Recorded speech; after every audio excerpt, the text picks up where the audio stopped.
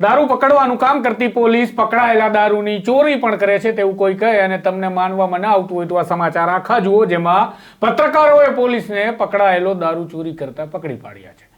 ઘટના ગીર સોમનાથની છે, જ્યાં પકડાયેલા દારૂનો નાશ કરવાની પ્રક્રિયા હાથ ધરવામાં આવી હતી, પણ એએસઆઈએ દારૂ પોતાની ગાડીમાં ભરવાનું શરૂ કર્યું હતું। પણ આ એએસઆઈ પકડાયો કેવી રીતે અને પોલીસનું શું કહેવું છે એ કહાની ખૂબ મજેદાર છે। આવો વિગતે વાત કરીએ અહેવાલમાં। વૈષ્ણવજન તો તેને કહીએ જે પીડ પરાઈ જાનાને રે। નમસ્કાર, હું છું આપની સાથે તુષાર બસિયા। નવજીવન ન્યૂઝમાં આપનું સ્વાગત છે। ડ્રાય સ્ટેટ ગુજરાતમાં પોલીસ અવારનવાર દારૂનો જથ્થો પકડી પાડતી હોય છે અને આ જથ્થો એટલો હોય છે કે તેને સાચવવો ક્યાં એ પણ મોટો સવાલ બને છે। માટે સમયાંતરે પોલીસ પકડાયેલા દારૂના જથ્થાનો નાશ કરવાનું કામગીરી કરતી હોય છે અને આવું જ કંઈક ગીર સોમનાથના ગીર ગઢડા અને ઉના પોલીસ સ્ટેશનમાં પકડાયેલા દારૂના જથ્થા સાથે કરવાનું નક્કી થયું હતું। આજે ઉનાના સુગર મિલ ગ્રાઉન્ડ ખાતે પોલીસના કાફલા સાથે બંને પોલીસ સ્ટેશનનો મુદ્દામાલ દારૂ નાશ કરવામાં આવી રહ્યો હતો, ત્યારે પત્રકારોએ અવાજ ઉઠાવ્યો અને ડીવાયએસપી ચૌધરીને જણાવ્યું કે સાહેબ, એએસઆઈ મનુ વાંઝાની કારમાં દારૂ ભરેલો છે।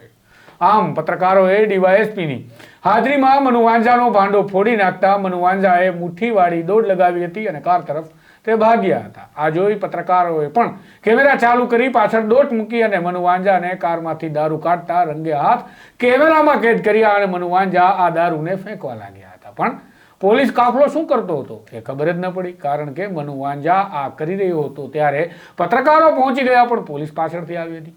વળી એએસઆઈ મનુ વાંઝા પત્રકારોને સફાઈ આપતા રહ્યા હતા કે આ તો સેમ્પલનો માલ છે, પણ સવાલ એ થાય કે સેમ્પલ હતા અને કાયદેસર હતા તો દારૂની બોટલો ફેંકવામાં કેમ આવી રહી હતી? કદાચ પીવા પૂરતું સેમ્પલ હશે।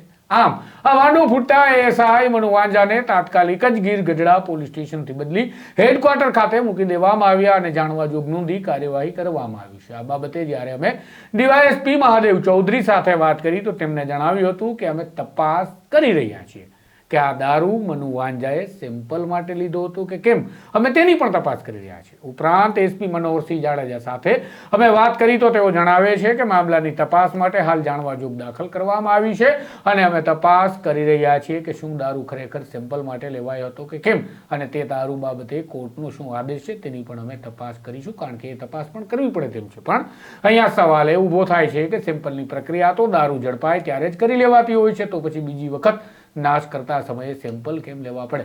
વળી સેમ્પલ લેવા ના જતા તો પોલીસ સ્ટેશન દારૂ હોવો જોઈતો હતો, પણ પોલીસ કર્મી મનુ વાંઝાની ખાનગી કારમાં આટલો મોટો દારૂનો જથ્થો શું કરી રહ્યો હતો?